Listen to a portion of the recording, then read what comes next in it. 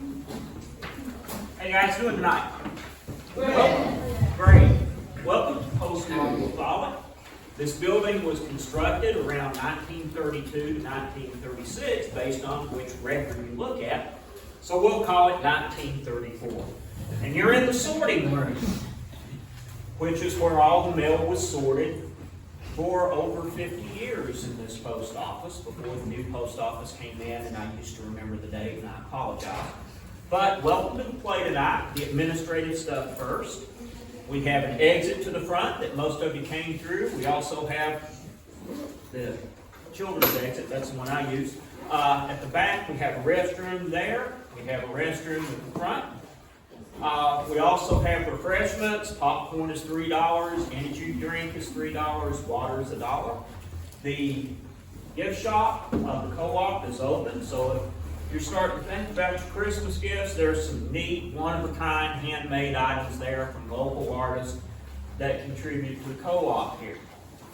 Postmark Follett is an organization that is focused on culture and tradition, history, and art for this community. We have painting classes, music classes, sewing classes, cooking classes, theater classes, music classes. In fact, there are over 70 people that take music lessons every week from here. We also have song farmers if you just want to come and sing and play. We have jam sessions. And if you just want to hang out, usually there's somebody here that will welcome you with open arms. So appreciate you coming here. This particular play is kind of like a sequel to the Letterbox. This is because the stories in the Letterbox made us start looking for more and stories that we knew. And most of them are true. Some of them might be a little bit stretched, but for the most part, they all talk about people that grew up and lived in Campbell County. Some of them are local heroes and names that you have heard, or if you're lucky, you may have known one or two of them. And some of them are people that we should have known, but we didn't have the opportunity to do. So we really hope you enjoy it. There will be a short intermission. This is a brief play. It's 6 scenes. We'll have an intermission after this third one for about 15 minutes, 10-15 minutes, and then we'll purge all back. Are there any questions? Oh, one other thing. I always forget this, even though I just already embarrassed myself, because we were using my cell phone to do background music. Somebody called me. So if you have a cell phone, cut it off or at least mute it. Because I had this same job last year for Letterbox I, and said that, forgot to turn mine off, and there it is in the second scene, and my phone goes off, so I was highly embarrassed, so I'm trying to lead by example this time. So at least muted it, if nothing else. Thank you all for coming. We really appreciate it. We hope you enjoy the show.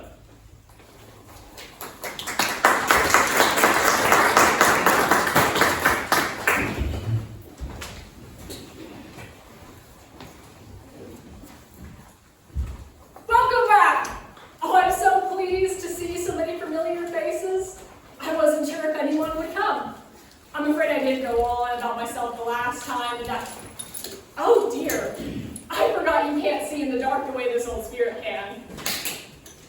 Oh, there you are. And new faces too. How exciting. Goodness, where are my manners? A proper introduction is in order. One forgets, after so many years. I am Irene Miller. More correctly, I am the spirit of Miss Irene Miller, first postmaster of this building. And I can't wait to share more stories with you. Not only did I run this post office for just over 19 years, but I lived to the age of 92. And then, well, I didn't just leave. My grave is here in La Follette in Woodlawn Cemetery.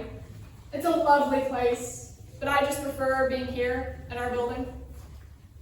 So I've been around, watching, listening, learning for 128 years in total. And I've accumulated a lot of stories. Some are letters, some are memories of things I've seen and heard. It's not eavesdropping when you're a spirit. I've seen lives changed in an instant, and I've seen people who just seem to know who they are and chart a steady path in life from their first day to the last. No matter what I read or whom I meet, I am always astonished by how much I don't know. So tonight, let's watch, listen, and maybe learn a little together.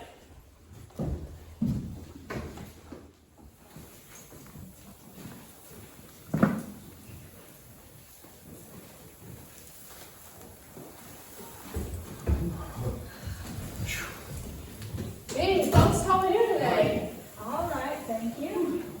Carnival is beautiful. It is. And what a great view of Cove Lake you have. Those llamas, they're a wonderful addition. We really enjoyed seeing them on our drive up. Well, thank you. Really do appreciate that. So what can we do for y'all today? We'd like to rent a room for the night. Alrighty. One night. Would you like a king or queen? King, definitely. Yes, definitely. We're on our way to Michigan. We need a good night's sleep. Okay, here you go. Thank You're you. number 105. Just go through that door and the elevator's on the right. Okay, thank you. You're very welcome.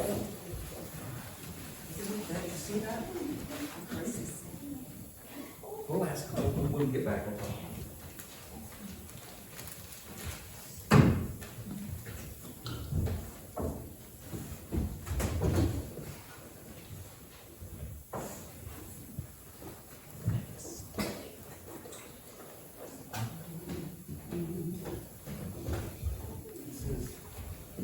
Fatal whiskey raid, October 29th. Leather jacket worn by wow. So man died wearing this jacket. Well, let's ask the clerk, see if she has any more. Well, there's no clerk. Excuse me, sir. Have you seen the desk clerk? I'd like to ask her a couple of questions about that jacket on the wall. Well, I reckon she had to take care of some business really quick, but I think I can help you out with the story behind that old leather jacket. Really? We'd love to hear about it. It says a man died in a fatal whiskey raid wearing that jacket. We're from out of town. We're just driving through like we always do back and forth to Michigan. And we love all the stories of the Appalachian heritage and the moonshine in the mountains. We'd love to hear about it. There sure is a lot of that in these hills. Well, have a seat. And if you have time, I'll tell you a tale. One of moonshine, malfeasance, and a mother's misery. My name is Haskell Ayers, but everybody calls me Happy. That jacket on the wall there belonged to my father, John Ayers, or High Johnny as he was called, on account of him being so tall. He was 6'4", and that was quite tall for someone back in those days. Our family came from little or nothing on the backside of Forgotten in a little place called Stinking Creek along the Cumberland Mountains. We lived so far back in the hills that when you went to the big city of La Follette, you let everybody know about it. And my father, he was a businessman. And as such, he was involved in a little bit of everything from coal mines to farming and sawmills. He was also a third-generation moonshiner. Moonshiner. And some might say that whiskey was the real family business. My father and his father was called High Billy, and my uncle Clabby Ayers were the best bunch of Sand Gap moonshiners this side of the Cumberland Mountains, and everybody knew it. Sand Gap. Sand Gap is a gap in the mountains up above Stinking Creek. It's also the place where we made our moonshine because of the sheer isolation of the place. Yes, sir, whiskey sure ran in our family.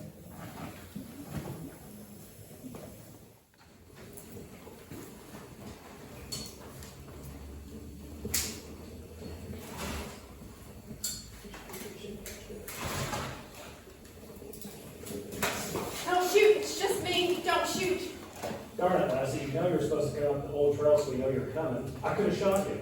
I know, but I just wanted to try out my brownie I got the other day. Oh, and I brought y'all some lunch. There you go. Don't go shooting anybody except maybe a revenue or two. Wait, one more thing, Johnny. I've had a few new customers asking for a couple quarts. You might want to increase your makings. Don't you worry. Megan and Jeff Mills were all the same stock up. Being raised in a moonshine family meant that we had to be creative in the ways that we would hide it. We were the primary source of moonshine in the area, and everybody knew it. So my father, he had to be creative in how he would hide his whiskey. Sometimes he would hide it in plain sight, or sometimes in under the floorboards or in hidden compartments. Even our window flower boxes were well stocked with That's moonshine. where I wanna be. We were raided so frequently that I would just assume the position when they would come to us. Now, everyone knew that we were the main source of moonshine. And since my father was in the whiskey business, I just assumed that everybody was in the whiskey business. I ate lunch at school pretty much every day with the same bunch of kids. And I would ask them if they'd gotten raided last night. Now, they didn't seem to be very smart, so I'd have to explain to them that a raid is when a bunch of men would come into your house with big pistols on their hips at night and would overturn the furniture and just generally cause problems. They would look at me like I was crazy. But whiskey's also the real reason that jacket's hanging on the wall.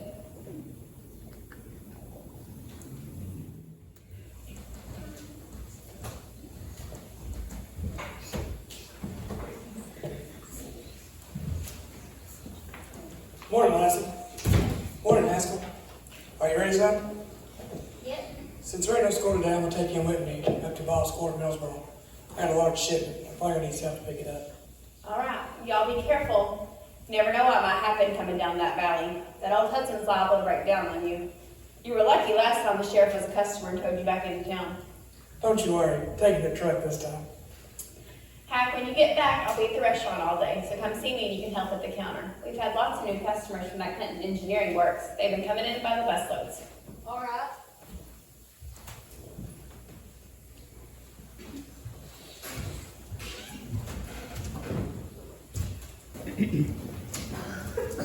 It was Friday, October the 29th, when my father, the middle brother, was a whiskey broker. We loaded up 25 cases of moonshine and headed back to La Follette. When we got back to the farm, I helped him to hide it near the chicken coop out behind the barn. And then we went down to the restaurant. At about 5:30 that evening, my sister Jerlene called and said there were 5 highway patrolmen at the farm with a search warrant. Sounds like someone tipped off the police that y'all went to Ball's Court in Middlesboro. Yes, sir, they were out there drinking, and what happened next changed our lives forever.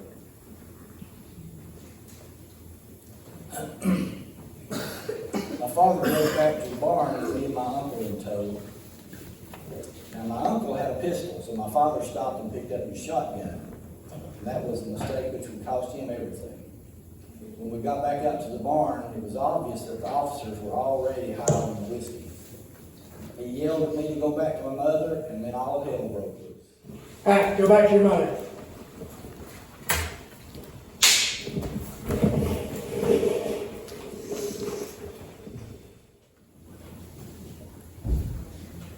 When my father died, so did our livelihood. It was extremely difficult for our mother to run the business and the restaurant and the farm. She was overwhelmed by the weight of everything, and she had a decision to make. You see, in her grief, the fine ladies at the church had talked her into taking us to the orphanage. Please don't cry. Don't cry. It's better this way. I just can't do it without him. I'm so overwhelmed. I promise I'll come back for you all as soon as I can.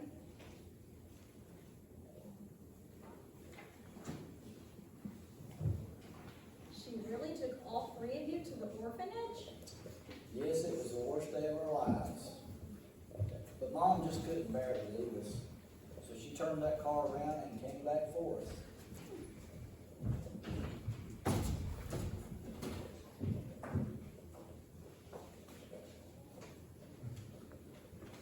I feel like I've lost everything.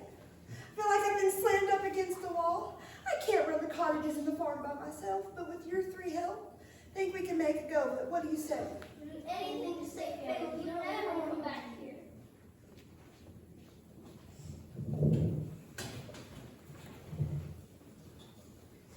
So we pitched in and gave it a go.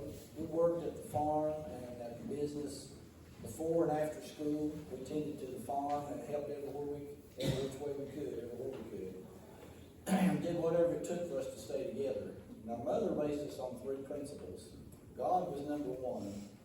2 was to be a productive worker, and the 3rd one was to get along with people. If it hadn't been for our mother, things would have been a lot different. And believe it or not, those officers that were involved in the shooting were brought up on charges of murder. But since my father had the shotgun and they claimed that he fired it then, which he didn't, the grand jury refused to indict. Let's step back here a second.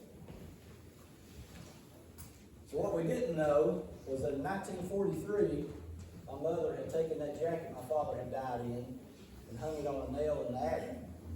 And 47 years later, I found that jacket, had it framed and hung here as an example of how your life can change in an instant.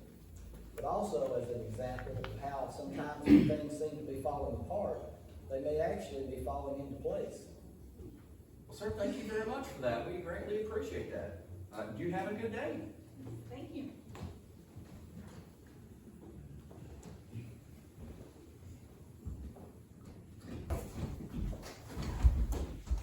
Some of Sandap's finest. Isn't that interesting? Sometimes when things seem they're falling apart, they may actually be falling into place.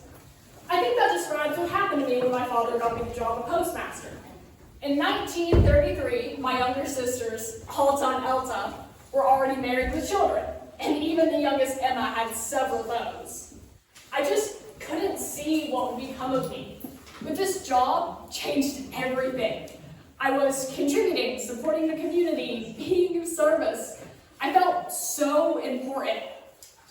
It took years, long past my working years, past my death if I'm honest, before I realized that I was not important at all. And as much as I love this building, it doesn't really matter either. But the mail, the letters, the place to gather, the connection they make possible between people, the way they build a stronger, kinder, more connected community, now that does matter. That reminds me of one of my favorite stories. Just see for yourself.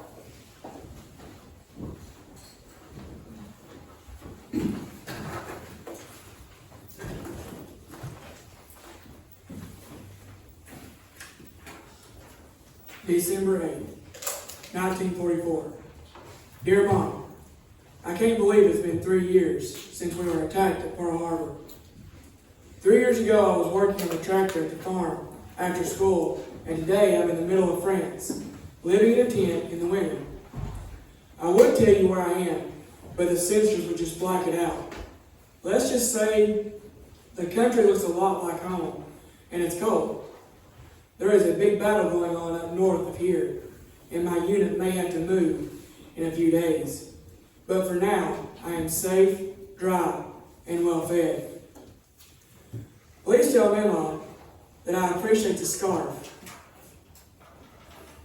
but to knit it in a darker green next time. I can't wear it on duty. My sergeant told me to stay away from him on patrol because it might make a target for the enemy. And he doesn't want to get hit in case they miss me. I guess I need to tell you that I was almost put in jail last week. They call it the brig here in the Army, but it's the same thing. I got into trouble because I borrowed a truck and got caught. I guess I better tell you why. We were on patrol last week, and I walked by an old Catholic church that had about 20 orphans living in it. They were Jewish kids that had been let go from a German concentration camp. Their parents were dead, and they were mostly naked, skinny from hunger, and most of them were sick. The two priests were doing what they could, but they had very little food and even less clothing and blankets to keep them warm. Every guy in my unit gave her rations and what we could spare, but it wasn't enough to really help. We did what we could, and we moved on.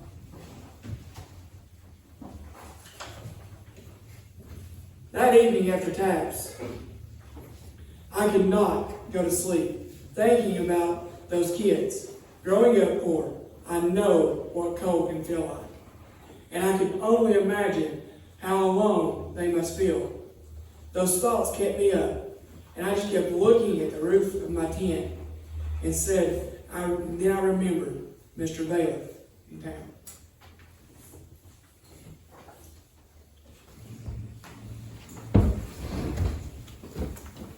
Remember in 1934, when I was 10, and we had a bad harvest, and Dad could find little work.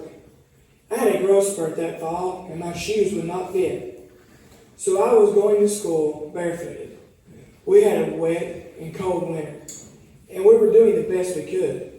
Well, right before Christmas, I was waiting on a ride to come home in front of Mr. Bailiff's store, and hopping back and forth to stay warm. And man, come over here. Mr. Asbury, you don't know me, but for the last 3 days, you've been freezing to death out there in the snow. You're not going to have shoes like that anymore, so take these and keep warm.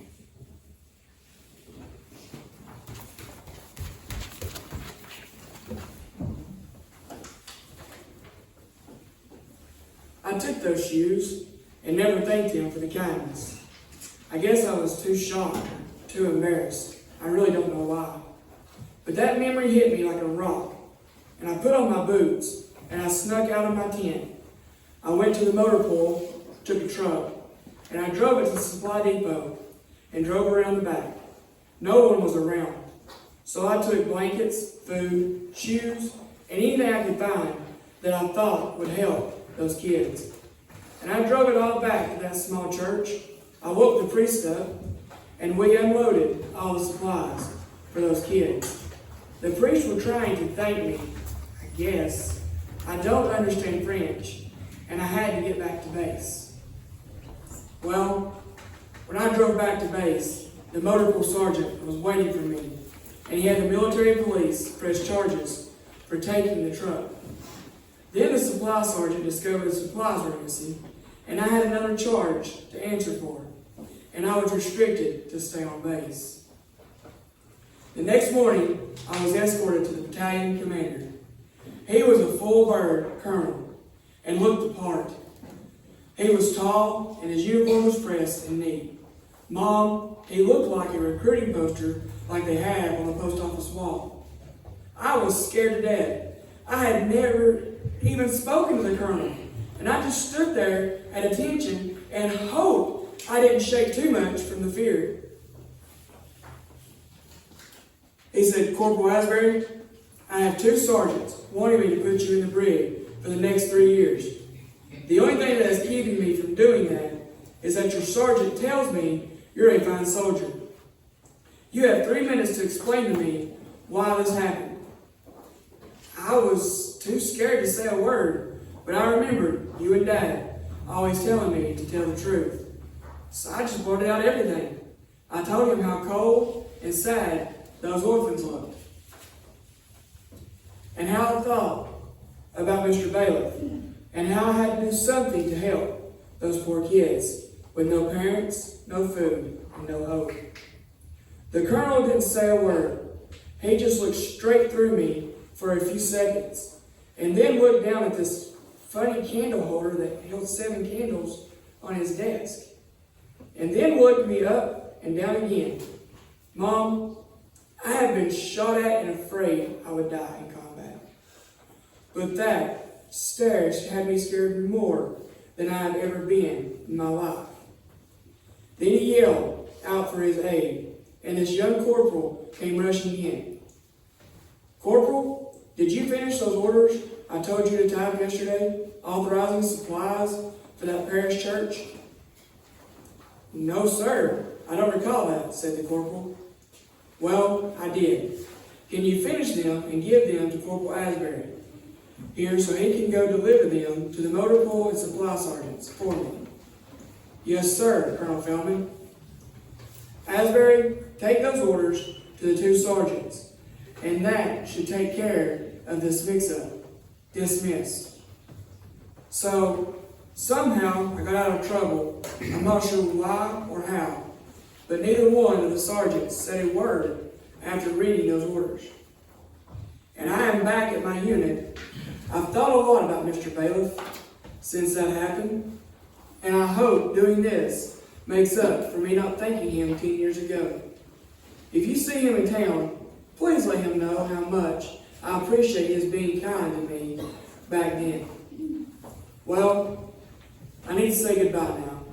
Give my love to Aunt Elizabeth, Cousin Rob, and Uncle Wes when you see them. Your loving son, Roy.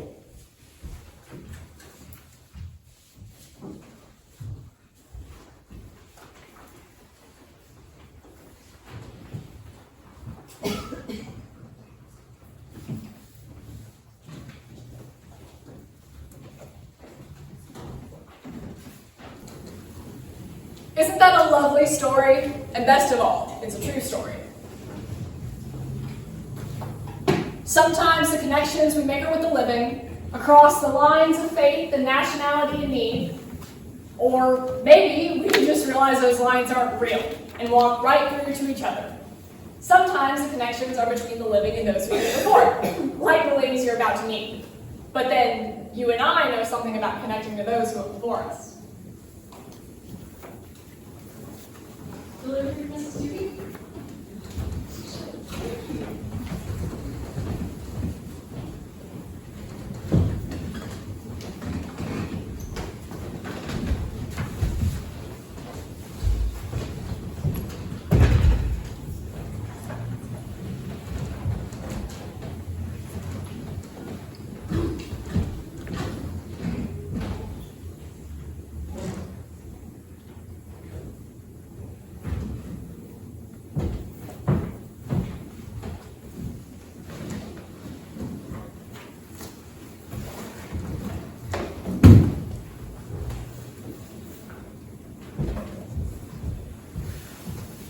Hey sis, what are you doing? Going through this old box I found in the attic.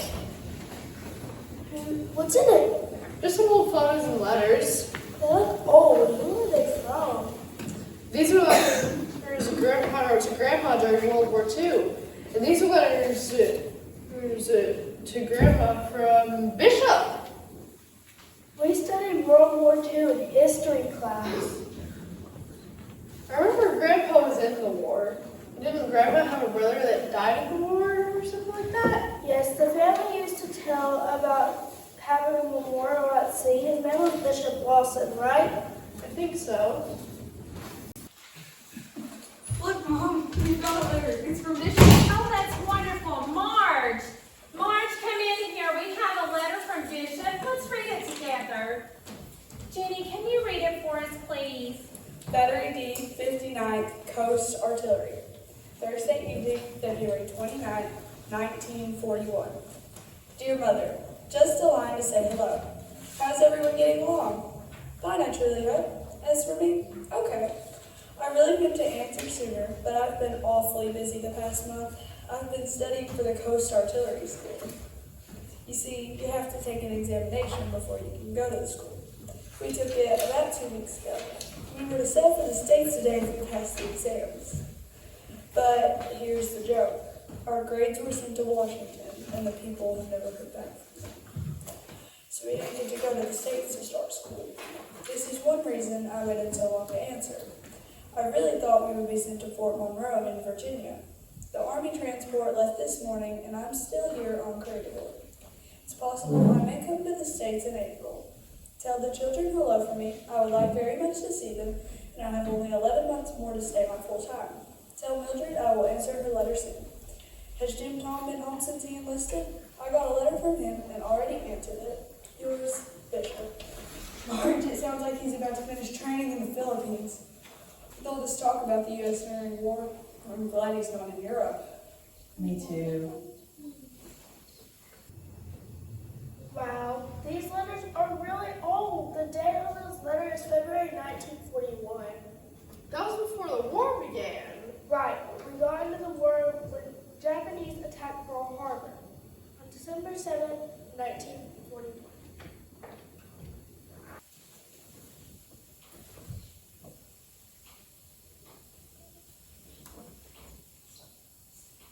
Congress and of the people, when I assert that we will not only defend ourselves to the uttermost, but will make it very certain that this form of treachery shall never again endanger us.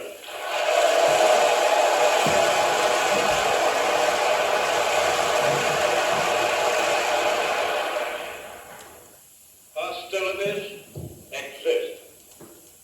There is no blinking at the fact that our people, our territory, and our interests are in grave danger.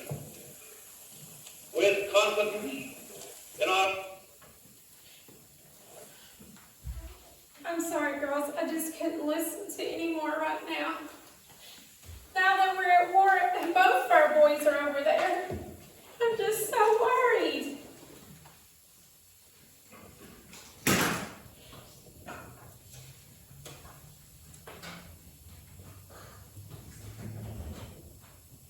I wish they were home. I miss Jim Tom and Bishop so much. Bishop was supposed to be able to come home soon. Could you just read that letter again, Mom? It makes me feel close to him. Do you even think he'll get to come home? No, honey.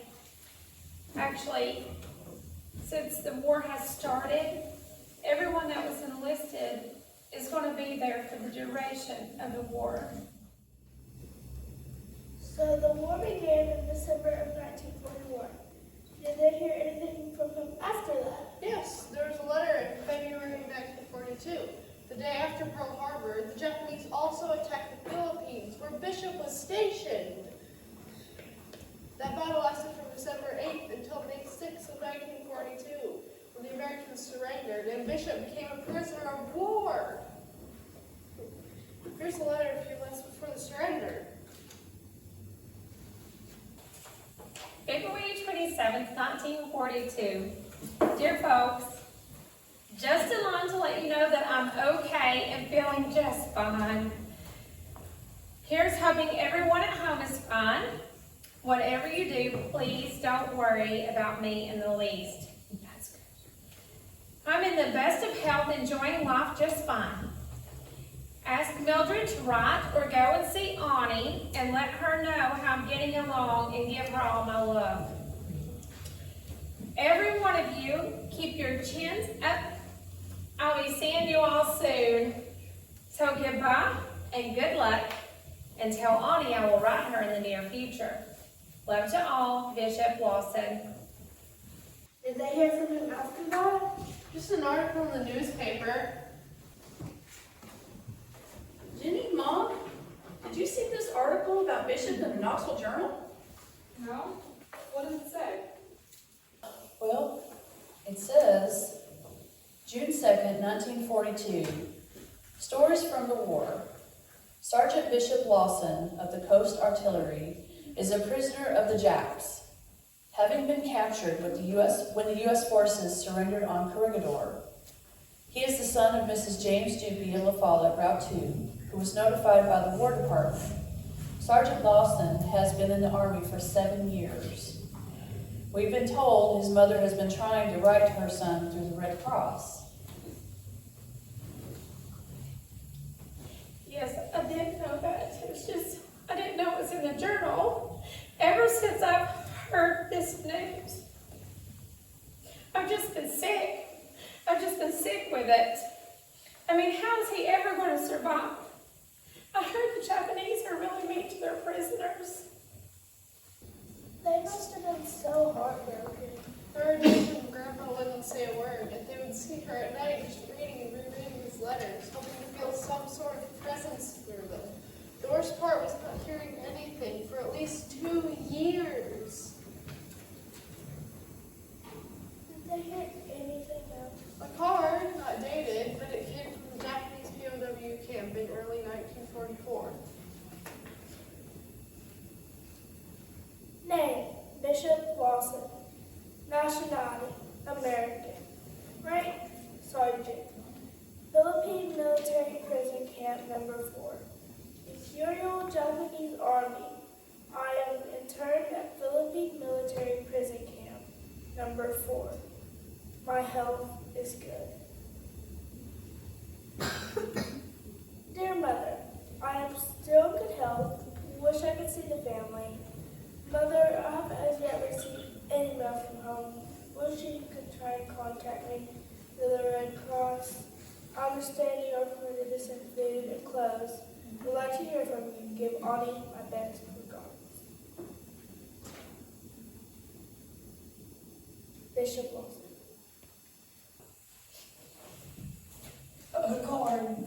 A card is all we get with some small talk. They made him write that. I bet he's hungry. Oh, I'm sure of it. I've read some really grim articles about how they're treating our employees over in the Pacific.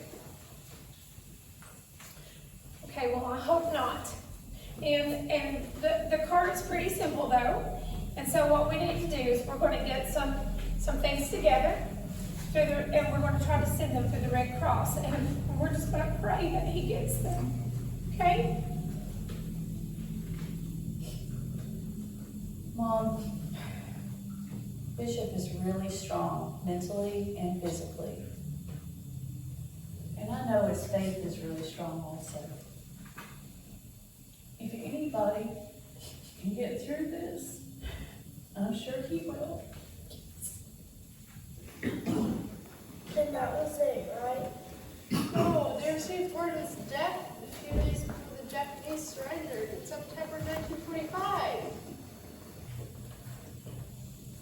General Headquarters of the United States Army Forces Pacific. Office of the Commander-in-Chief, August 31st, 1945. Dear Mrs. Doopy,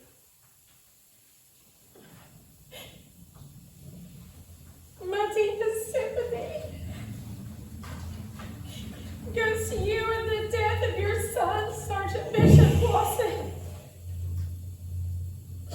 who has died in action against the enemy. You may have some consolation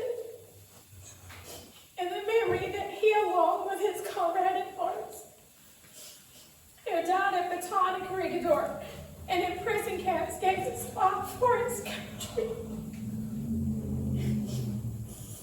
It is largely their magnificent courage and sacrifices which stopped the enemy in the Philippines and gave us the time to arm ourselves for our return to the Philippines and the final defeat of Japan. Their names will be enshrined in our country's glory forever. And your son's death has lost a gallant comrade and mourn with you. Yours faithfully, Douglas MacArthur, General of the Army, Supreme Commander, Allied Powers.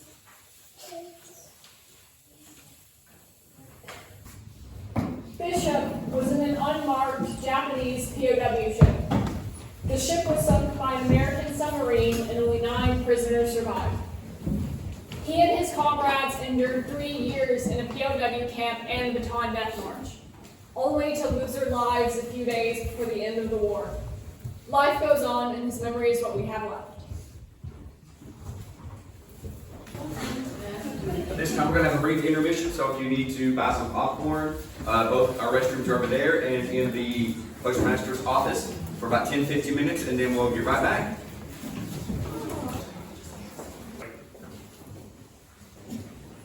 World War II was called the last good war. We haven't figured it out yet, have we? So many lives gone, so many who might have changed the world that they lived, so many who changed the world by their deaths. Bishop's death certainly changed the world for Ani. I wonder if she ever married. I know something about living a life alone. War changes those who survive too. But Lonnie can tell you about that far better than I. So let's listen together, shall we?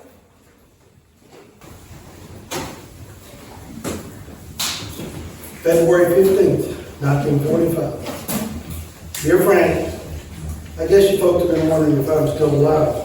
Yes, I am. I can't say I'm very much alive, but we've been told to write home so our folks know some of us did survive. I'm not supposed to tell anyone where I am, just to let everyone know we survived. I can say we pushed the Germans back into their homeland and that the end of the war is near, or so we are being told. It wasn't easy though. I've seen more bad stuff in killing and terrible things than I care to remember. I also have to admit that I have not been the bravest soldier that I thought I would be. It was hell for days. You know they say hell is hot, not mine. It was cold, frightening cold. I I was in a battle. I was cold, scared, freezing, hungry, and thirsty. Just plain hell for any person alive. Being down in the forest for days and nights. People dying all around me, and I really thought it was the end for me also. So I prayed. I prayed that if I would live or at least survive another day, I couldn't count the hours, minutes, or seconds I thought would be my last. Fear beyond my imagination running through my mind, I promised God, if He would just let me live to get back to Abersham, all I would ever do. All I wanted to do was just stand up on that bridge and look up at those rocks above the road at the end of the bridge. I would be happy just to get back.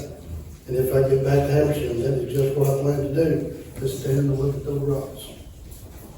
The word is that some general named Patton wants to keep pushing clear into Russia. I can't say I think very much of it as I did.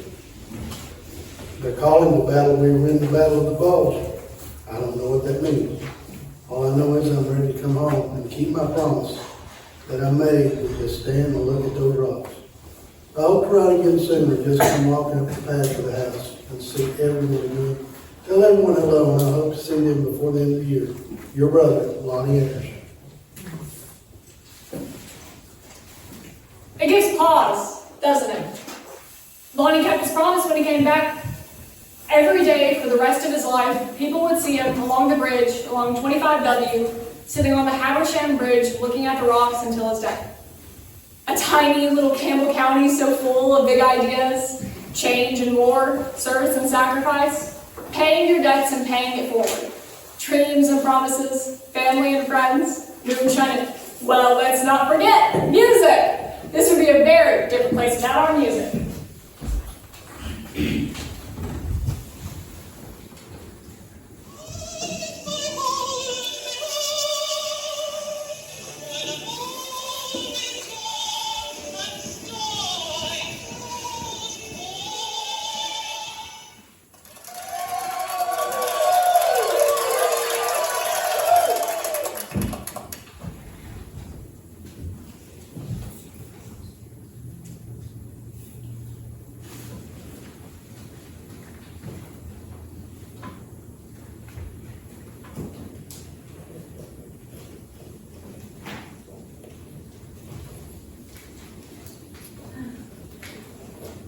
Miss Ruth Rhoda Thomas, Winona Lake, Indiana, September 8, 1946.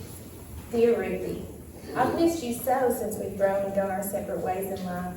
I miss the days when we played being grown up while listening to Rhodey sing. His voice is like that of a calling bird, soft and melodic. I hear he's writing hymns now as well as playing and singing.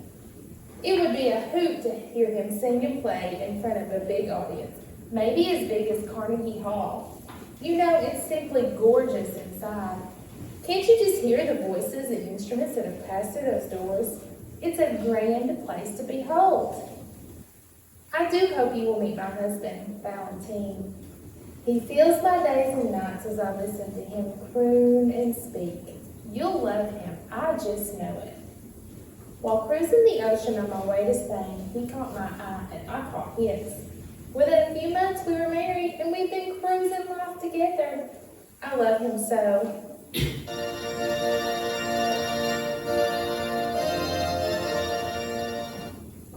I do miss the hills of Campbell County. It has been too long since I visited. I was thinking of you a few days ago and how you've always kept my secrets.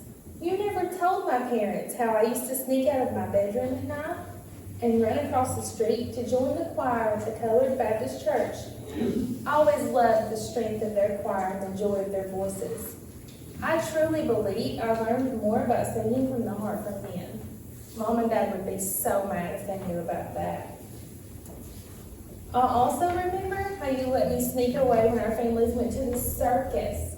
I was able to roam around and I met one of the showgirls there in the back of the big tent.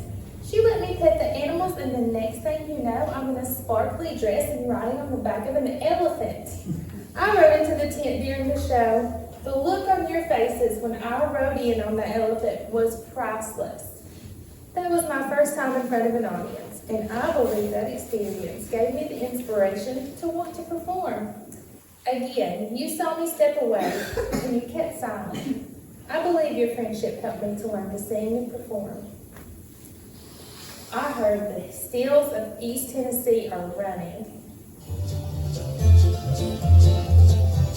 A little bird told me that those boys from Duff were carrying their moonshine all the way to Michigan. Can you imagine? It would seem they paid the sheriff's deputies from here to Michigan. They run the highways free and clear if they paid their safety fee. It all seems so dangerous. Maybe there will one day be an opera or a play about our little town of Jellicoe. It would be my favorite role to play. Well, I'm dressed and ready to go. The show must go on. Let's stay in touch. And perhaps when I make it back to town, we can have lunch. Forever yours, Grace, the Tennessee Nightingale Moore.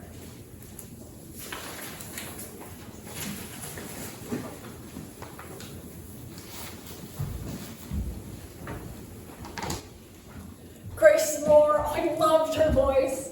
This girl from Jellicoe was the most popular singing star of the 1930s and died tragically in a plane crash at the age of 47.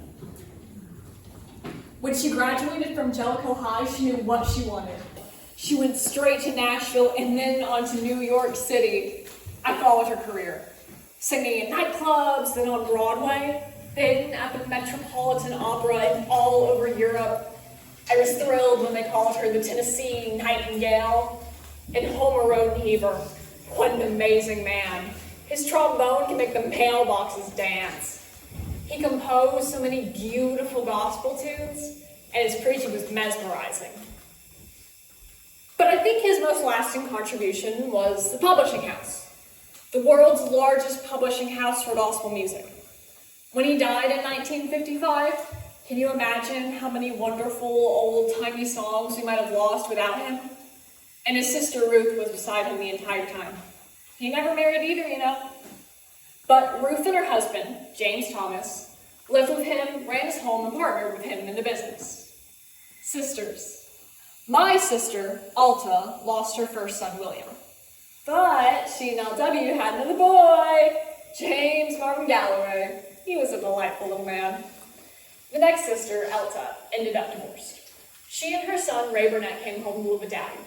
1940 was a wonderful year for me. All four sisters back in the house together. I always felt a little guilty taking pleasure from the results of events that had caused my sisters so much sorrow.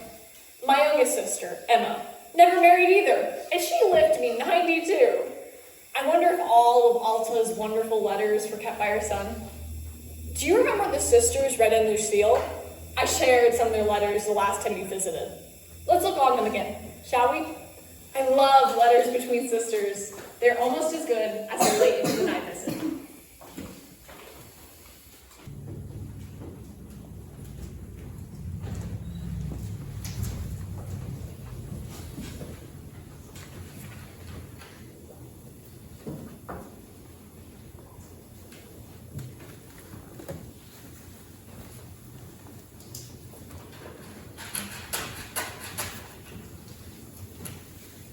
August 1947. Miss Retta Nicholson, Rural Route 1, Follett, Tennessee. Dear Retta, once again, I apologize that it has been so long since I have written to you. We have been busy getting moved from Washington, D.C. back to Athens. Movers from North American Van Lines came with a very large truck and loaded our things. They have been in business almost 15 years, since 1933, so we felt like we could trust them to carefully move our belongings to Tennessee. The girls did well on the car ride down. Ann is 7, and Sheila is 9 now, and growing up fast. Before leaving the FBI, Hubert got a letter from the director, J. Edgar Hoover, thanking him for his service to the country and the FBI. We put the letter into a nice frame and hung it on the dining room wall at the house we have rented close to town on Ingleside Avenue. September 1947. Miss Lucille Davis, 1892 Ingleside Avenue, Athens, to get your most recent letter. It was good to hear all about your new life in Athens. I'm so proud of having a man from the FBI in our family. It's important we keep the country safe from the communists, and I know the FBI is working hard at that job. Athens changed a lot during the war, and not all of it was good. The politicians who didn't go off to war turned corrupt, while all the men were gone and were cheated in elections to keep their people in power. They had complete control of everything around here, even the schools. The police weren't treating people right, and there was a lot of voter intimidation and cheating at election times. You couldn't even get hired as a school teacher without their okay. You know, most all the veterans in McMinn County are poor boys from poor families. They were frontline warriors fighting for what was right during the war and don't care to bust a cap on you. When the war ended, over 3,000 GIs came back home to McMinn County, and the vets set about trying to overthrow the boss-run corrupt regime. They formed the GI Nonpartisan League and ran a slate of veteran candidates, the Republicans and 2 Democrats. The veteran slogan was, "Your vote will be counted as cast." When the polls closed on election day, the sheriff took 3 ballot boxes to the jailhouse to stuff them with votes for his side. Hearing about this, the GIs all gathered up and went down to the jail to get the ballot boxes. Some of the GIs came to the house to ask Hubert to come help them, since he is an FBI-trained sharpshooter. About 2,000 people from around here gathered to watch what was happening, and we went too. Then, the shooting started and everybody started running for cover. When the GIs started throwing dynamite at the jail, the loud explosion scared Ann so badly she fainted. We had to carry her to Harrod's grocery to revive her.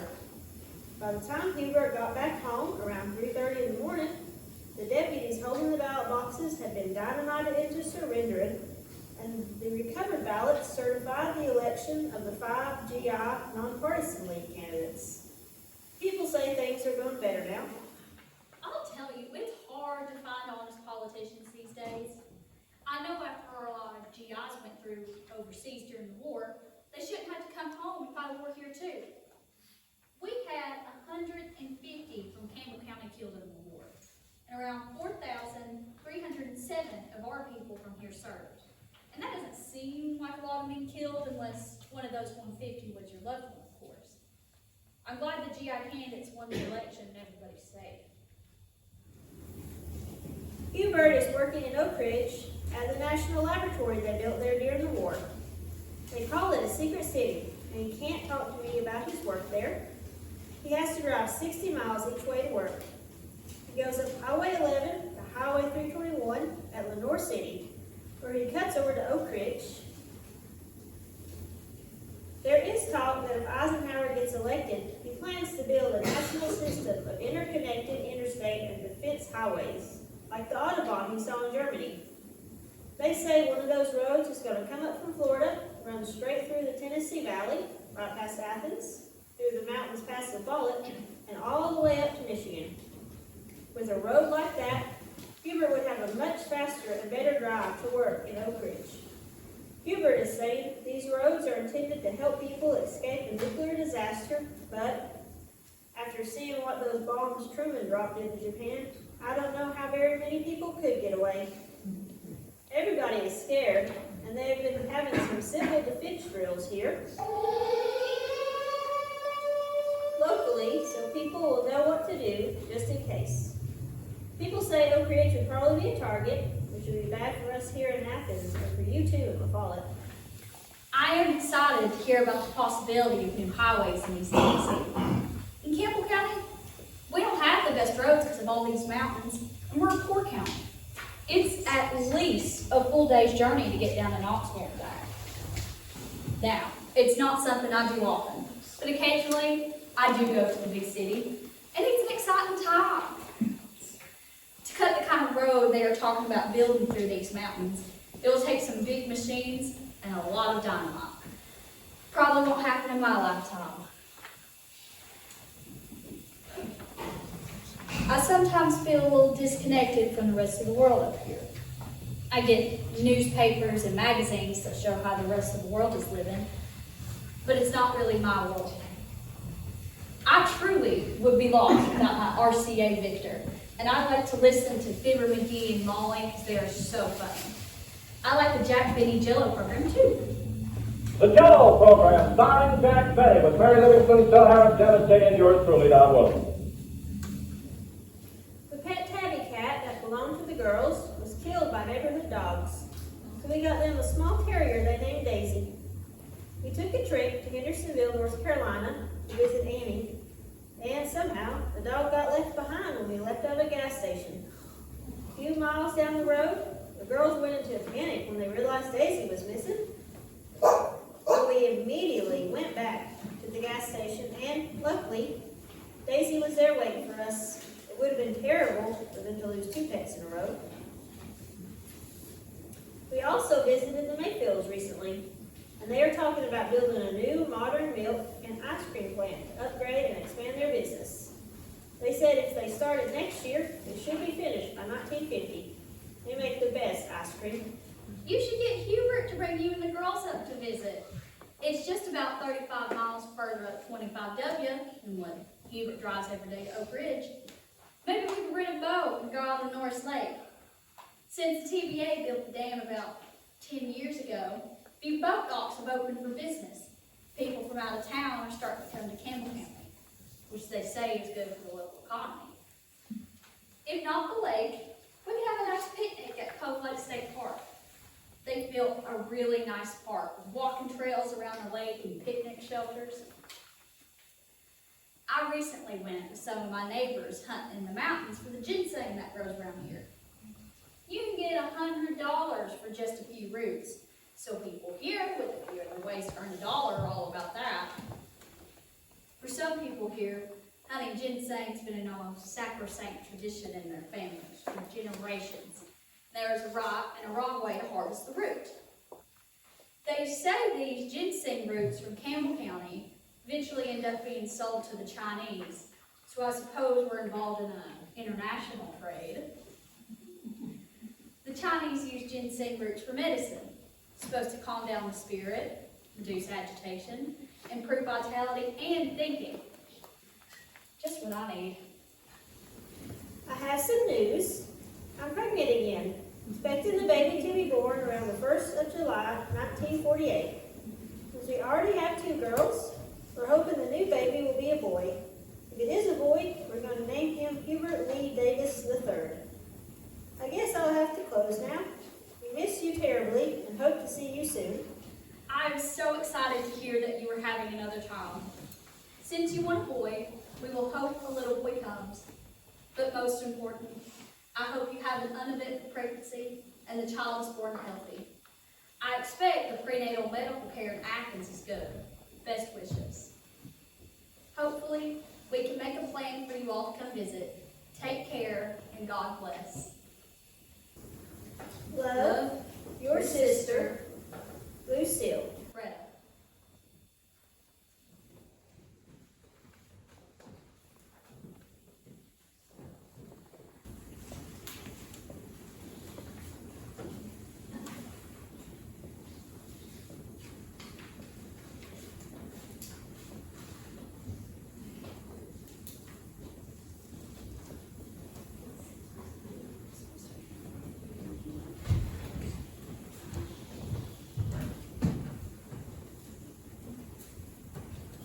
Children, nieces and nephews, grandchildren.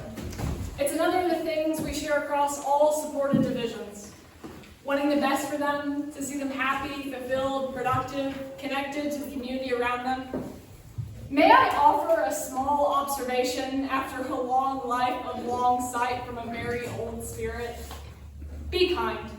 I know it's an old-fashioned notion in a very modern time, but I've observed that kindness is a bridge that connects the most unlikely humans. When we send out kindness, kindness is what comes back. A much grander version of the postal stamp returned to sender. Be kind, because none of us wants to be alone.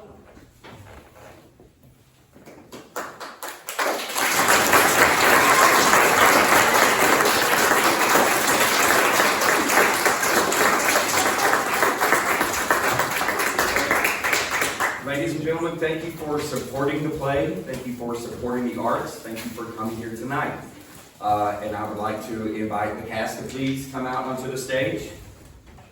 And Val.